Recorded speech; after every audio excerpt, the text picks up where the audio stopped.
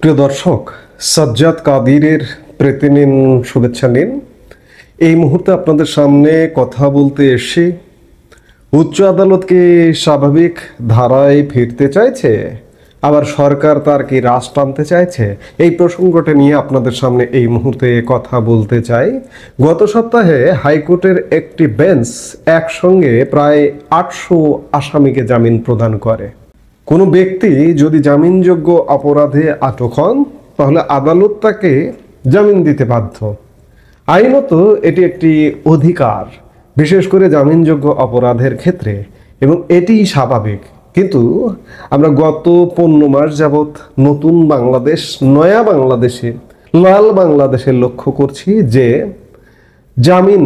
জামিনযোগ্য অপরাধেও জামিন না দিয়ে একটা অস্বাভাবিক এবং শ্বাসরুদ্ধকর পরিবেশ তৈরি করে তোলা হয়েছে।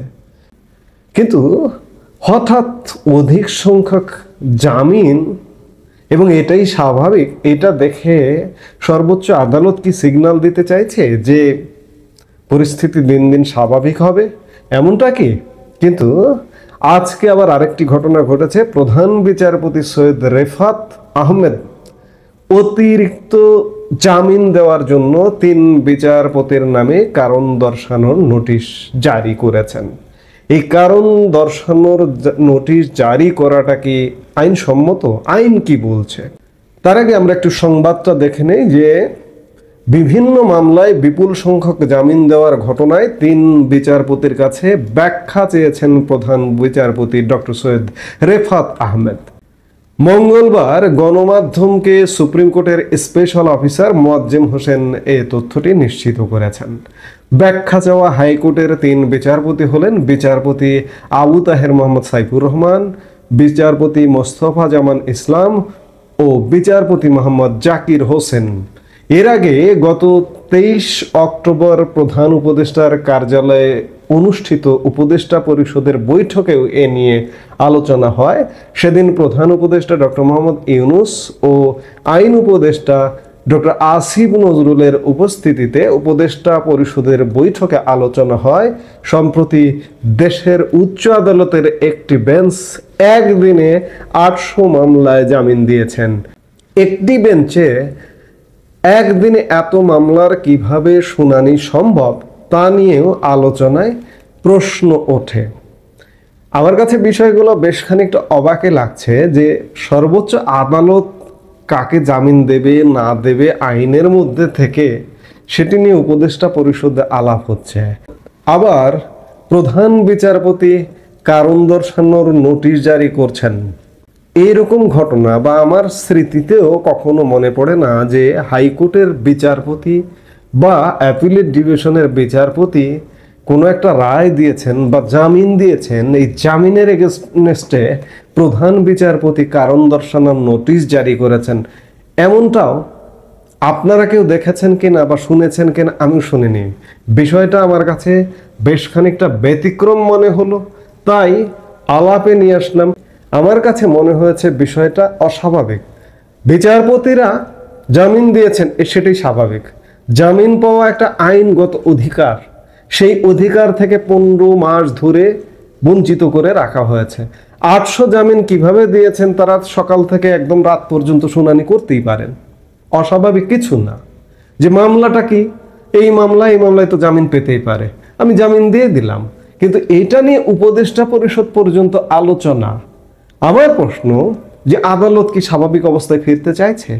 উপদেষ্টা পরিষদ টেনে ধরতে চাইছে? এবং টেনে ধরার প্রেক্ষিতে প্রধান বিচারপতিকে কি কোনো প্রেসক্রিপশন পাঠিয়েছেন? প্রেসক্রিপশন পাঠানোর প্রেক্ষিতে প্রধান বিচারপতি আজকে কি কারণ দর্শানো নোটিশ জারি করেছেন? এমনটা হতে পারে। কিন্তু আইন কি বলছে? সংবিধান কি বলছে? সংবিধান আমাদের সর্বোচ্চ বিধিবিধান, যে সংবিধান বলছে 94(4) অনুচ্ছেদে এই সংবিধানের বিধানাবলী সাপেক্ষে প্রধান বিচারপতি এবং অন্যান্য বিচারক বিচার কার্য পরিচালনার ক্ষেত্রে স্বাধীন থাকিবেন।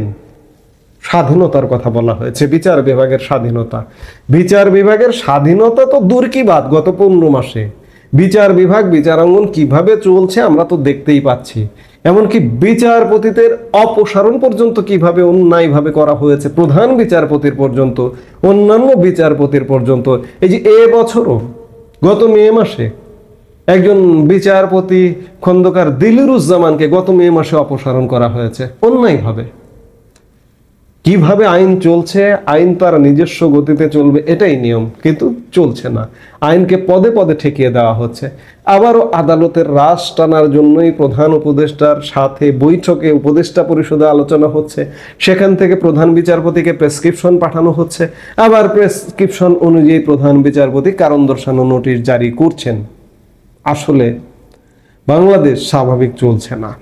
আইন অঙ্গন স্বাভাবিক চলতে চাইছে, কিন্তু স্বাভাবিক চলতে দেওয়া হচ্ছে না। আবারও রাজটানবাড়ি একটা প্রচেষ্টা।